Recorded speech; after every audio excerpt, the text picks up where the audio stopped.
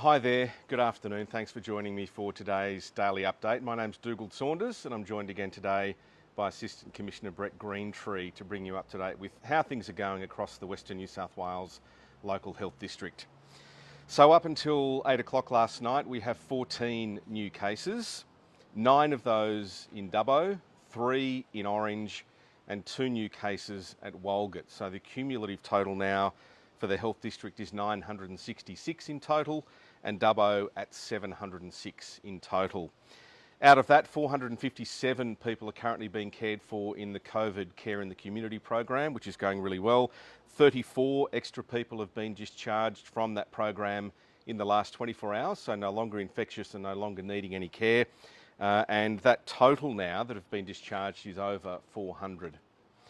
So from the 14 new cases overnight, at least 3 have been infectious in the community for more than 2 days. 1 of those in Dubbo and both cases in Walgett. 3 have been isolating and 8 are still being investigated at the moment. We know that 12 of the 14 cases are linked, 9 are household contacts, 3 are linked to a cluster or known cases, and there are still 2 that are under investigation. We've got 22 patients in hospital right across the region, 3 are in intensive care and 2 of those are currently ventilated. We've got positive sewerage detection at Trangie and at Nyngan. There are no confirmed cases, but we are asking if you have the ability, if you have any symptoms at all, if you are concerned at all, we're asking you to come forward and get tested after those positive cases have popped up. Testing is one of the ways that we can track exactly where this is, and that relies on you being involved. Now, I just want to clarify something. There's been a lot of discussion around what I'm calling the little ray of sunshine, which as of tomorrow, Monday the 13th of September, means that if you are double vaccinated, you are actually allowed at an outdoor gathering of up to 5 people. All 5 people have to be double vaccinated. Let's be very clear about that. Now, in that group of 5, you can have children under 12 who are not counted in that total number of 5. Anyone above that age needs to be vaccinated. Now, there's questions around what sort of things you can do. So you can have a picnic in the park. You can have a mask off while you're eating or drinking. But this is not an opportunity to go and meet in large groups and hug and kiss and carry on. This is a chance for families and friends to socialise in a responsible way. So you can have a picnic in the park, absolutely. You and 4 other friends, all double vaccinated, can go sit under a tree, have a picnic, take your mask off to eat and drink, put it back on when you're not eating or drinking. So you still need to act as in the responsible way, because we are still under stay-at-home orders. This is just that little ray of sunshine to say there is a way forward with vaccination for our region. Now, this has nothing to do with that 70% double dose target which we're expecting to reach in mid-October. So that's where a little bit of confusion has been. So Dubbo is under stay-at-home orders. Much of the region is at stay-at-home orders. But that group of 5 people gathering, double vaccinated, can still occur. That's the little ray of sunshine we're talking about.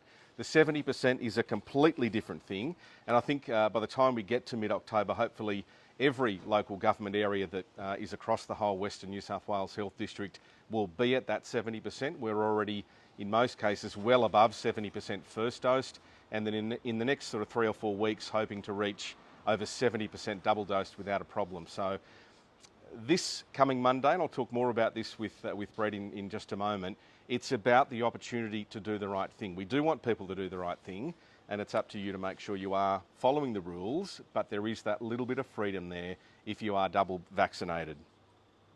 Also, a little bit of good news for learner drivers. I mentioned this yesterday. If you have a learner driver, you can take them for some experience, basically, for a drive. So the learner driver themselves, with one other family member, obviously, is the supervising driver. Now, if you need to have children, again, children under 12 can be in the car without a problem, but no one else. This is about learning to drive, not going for a family outing, but that is available now. And look, that doesn't currently include learner driver businesses. This is for family members to go with a learner driver and give them some experience. Now, on some school news, I mentioned yesterday that Dubbo West Public School was closed as of Friday due to a school community member testing positive. Now, all of the contact tracing has happened. All of the close contacts have been identified and are isolating. The school has been deep cleaned, so Dubbo West Public School will be open again from tomorrow, Monday, for all children that aren't able to learn from home. And there have been a few children attending Dubbo West Public School. That will be open again from tomorrow, so that's good news. Testing around about 2,800 across the region in the past 24 hours. Just a reminder, we are asking you to come forward with even the mildest symptoms, any concerns. Venues of concern updated all the time on that New South Wales Health website. We've got a link to it on the post, and we're asking you to keep an eye on things at least every day, maybe twice a day if you can. And the testing clinics are open right across the region. And look, some good news, we've got a new heavy vehicle testing site which is opening just outside of Dubbo, just to the southern side on the Newell Highway near the Blackbutt Road intersection. There's a large rest area there. As of tomorrow morning, it will be opening up as a heavy vehicle testing station and running 6 till 9 p.m. with staff on site. And after that, there will still be security there and telehealth to help you test yourself. So essentially running 24 hours, staff there between 6 a.m. and 9 p.m. And that will help just with maintaining all of our heavy vehicle testing that needs to occur. So that's underway from Monday, which is fantastic.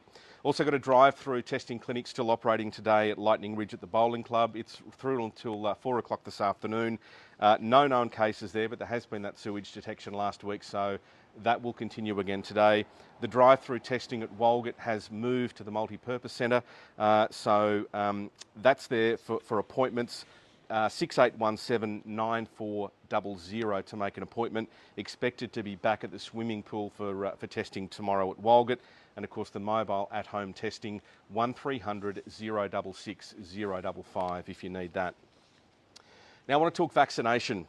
It was a massive day yesterday at Orange and Bathurst. The ADF clinics teaming up with some of the GP clinics there.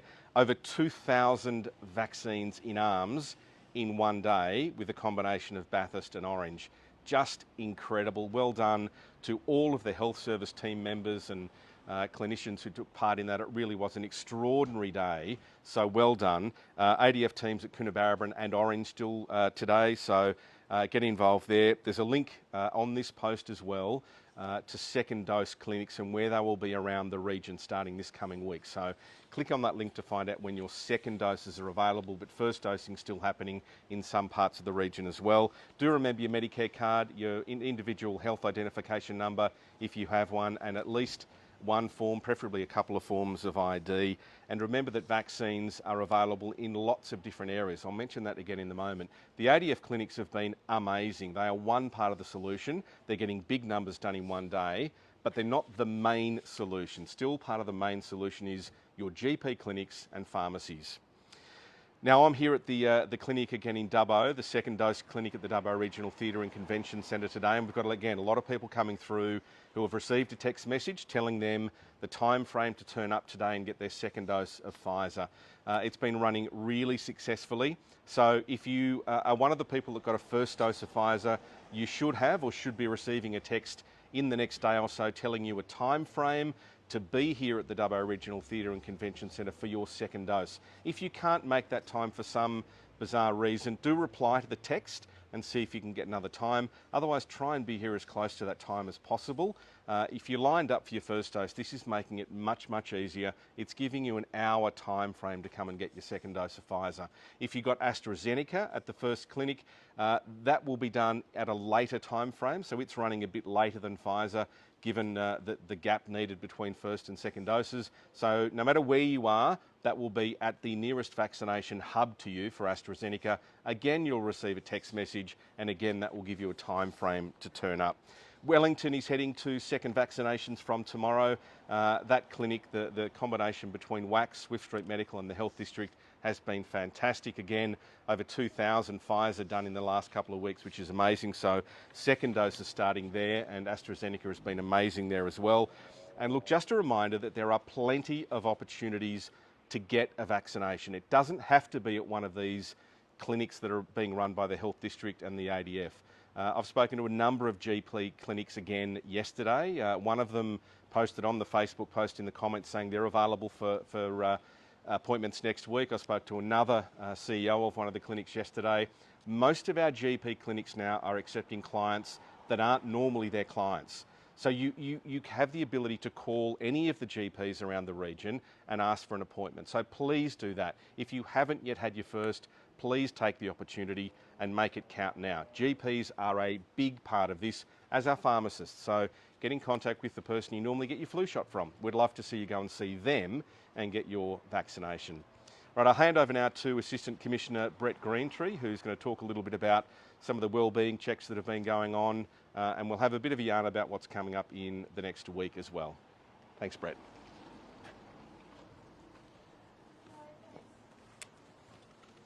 Thank you and good afternoon everybody. From a policing perspective, it's really pleasing to see a reduction in the amount of infringements that have been issued right across our region. That tells me that, again, the majority of people are really doing the right thing and remaining vigilant, and I think it's testament to the community here and the strength of the community that they want to get through to the other side. So we're really pleasing to see the reduction in infringements. In the Arana, Dubbo area overnight, just over 20 infringements. That's down on what has been in the last week or so, so that's an improvement. 5 infringements issued at Burke and 4 in the Orange. They were in the Orange area, so they were the major ones in the last 24 hours. I should mention one in particular, though, of concern. A 33-year-old male was stopped in Mudgee who didn't have a face mask, and further inquiries revealed that he was actually from the Illawarra area. So he was issued with a number of infringements, including leaving his home and also not wearing a face mask. That's a real worry for me when people, it shows a level, I think, of arrogance for the minority of people and stupidity, that they think that they can flout the laws and not do what the most of the community are doing, and doing really well, and that's abiding by the health orders and getting us through the other side. So that was disappointing, and I just thought I'd highlight that as an issue. From the emergency services management perspective, a lot of good work happening there. I said 20-odd infringements, but in Dubbo overnight, in excess of 240 wellbeing checks by the police and health, and also the Australian Defence Force, working very closely together. Emergency management committees, again, sit every day right across this region. Another great example in the New England area of our region, Boggabilla, where we have the local LEMC, the Emergency Management Committee, led by the police, Resilience New South Wales and our Defence Force, working in the council, working with the local community, providing essentials to the Boggabilla area, particularly the Toomala Aboriginal community, which is important, and that is ongoing. So from an emergency management perspective, that will continue. The response is continuing. We're working hard there. Wellbeing checks right across the region will continue, and I hope to see them way outnumbering the amount of infringements issued, particularly as we move forward over these very delicate week or two ahead of us, I think, as we head towards October. Good on you, Brett. Thanks for that. And look, just on I mentioned the change of things tomorrow, that little ray of sunshine, I'm calling it, to allow people to gather in a park and be in groups of 5. Obviously, we're not going to have police rampaging through every park in the region, but what are you expecting to see tomorrow? Yeah, absolutely right. And you're spot on, Dougal, with that little ray of sunshine. Look, it's not my instruction to tell every police to become the park police, but can I just say this? We need to be reasonable. I would suggest everybody familiarise yourself with the content on the health website, and also your local MPs, on Facebook, etc., with regards to what the restrictions are and what you can do. It is so important that you know what they are. I understand they change, but please do carry around copies of what is required so they do know and they will ask questions. If you are not double vaccinated, as we've alluded to earlier, then you will receive a fine. We can't be any clearer than that. The police do not want to go out and ruin the ray of sunshine, so to speak, and issue fines. But we will be asking questions, and just be mindful, the community is still, and I've mentioned before, are still calling us about issues.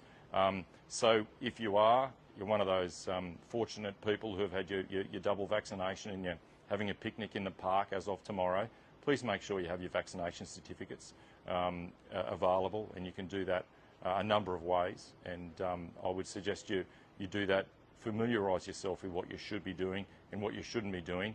and cooperate with police. You know, we're not out to, we don't want to issue infringements. That's not what we want to do. But we do know that enforcement plays a big part in where we are now, and we'll continue to enforce the public health orders. So we're asking people to remain vigilant and please work with us, and again, we'll get through this. One of the things I've had a few questions about in the last couple of days is around caravans. Now, there's probably a few things going on that you can explain with some of the vans that are around, but also how are police dealing with that?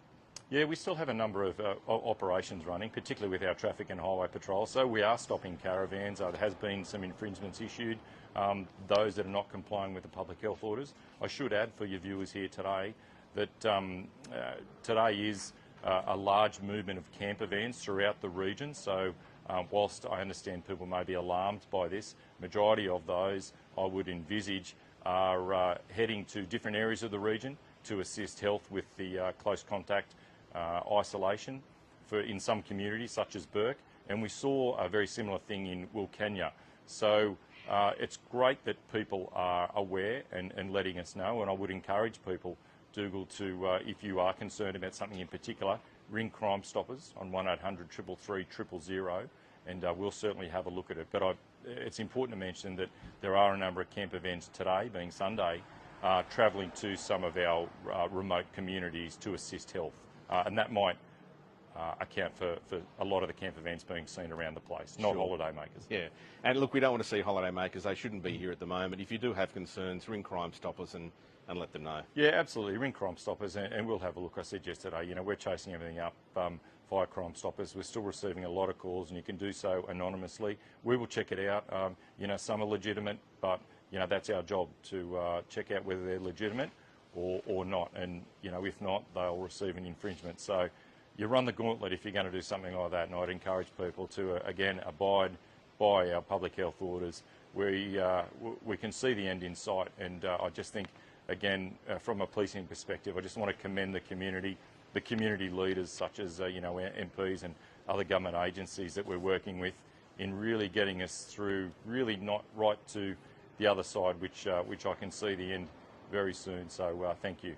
Good on you, Brett. Nice to have you here. And of course, the main message is it's not just about enforcing. You'll be, you know, encouraging people to do the right thing, but if they're doing the wrong thing, they will be getting that infringement notice. Yeah, absolutely. And I think that the balance we have shown, and that's why I like to really highlight those wellbeing stats. And I'll use Burke as an example. Last 24 hours, 5 infringement notices, but you know, over 100 wellbeing checks. That tells me that the police are out there are helping more so than infringing. 20 odd infringements, did I say, in Dubbo, and over 240 wellbeing checks. You know, the police are there from that emergency management perspective to help the community get through this. We don't want to issue infringements, but we will if we have to, and they're very expensive. So I would suggest people, you know, we're nearly there. Please keep going, remain vigilant, and we'll get there. Thank you. Thanks, Brett. That's Assistant Commissioner Brett Greentree with a really nice way of summing things up. Look, that just about wraps it up for today. Can I just ask you again to check in at the top of this post? I appreciate you watching this, but there's a lot of information at the top of the post. You can click on where it says see more, and you can actually see more. All the numbers of cases, all of the testing clinic information, all of the vaccination clinic information, it's all there. So if you've missed a part of the actual video, go to the top part of the post, click on the See More section, and there's a whole list of information there, including stuff like the gatherings that can happen from tomorrow. If you do have any more questions, obviously try and get in touch, but I would encourage you to please go and have a look through all the detailed information that is on the post and will be provided at a later date. Thanks so much for watching. Have a safe and happy Sunday, and we'll be back again tomorrow at midday.